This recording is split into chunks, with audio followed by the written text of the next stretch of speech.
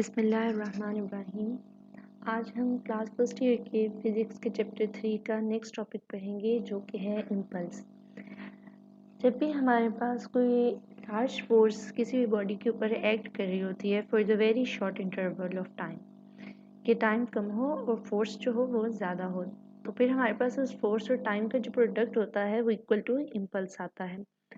Mathematically impulse को show किया जाता है कैपिटल J से, and for the force we use F and change in time we have delta T.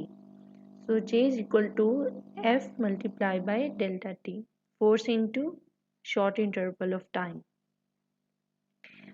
SI unit of impulse is kilogram meter per second, or we can say Newton second. It is same as that of linear momentum. The dimensions of impulse are capital M, length का L और पर second का time T⁻⁻1।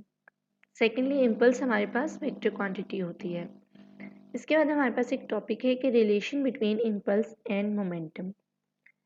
So according to Newton second law of motion, force is equal to mass into final velocity minus mass into initial velocity divided by time.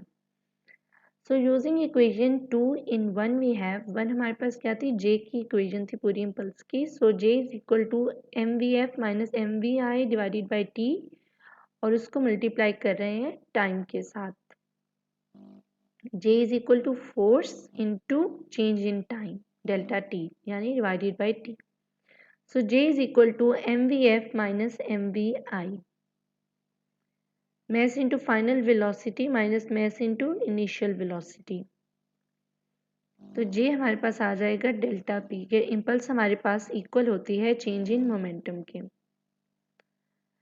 This impulse is equal to change in momentum of the body. जितना भी momentum में change आ रहा होगा किसी body के, वो equal होगा हमारे पास इम्पल्स के। Secondly, instantaneous change in momentum of body due to impulsive force is called impulse. Instantaneous change आ रहा हो मोमेंटम में किसी भी इम्पल्सिव फोर्स की वजह से, तो वो हमारे पास इम्पल्स होगा। Sometimes the applied force is not constant and it acts for a short time. जो applied force होती है हमारे पास, उसकी वैल्यू सेम नहीं रह रही, कांस्टेंट नहीं है, लेकिन वो बहुत ही शॉर्ट टाइम के लिए एक्ट कर रही है और वेरी कर रही है इंस्टेंटेनियसली।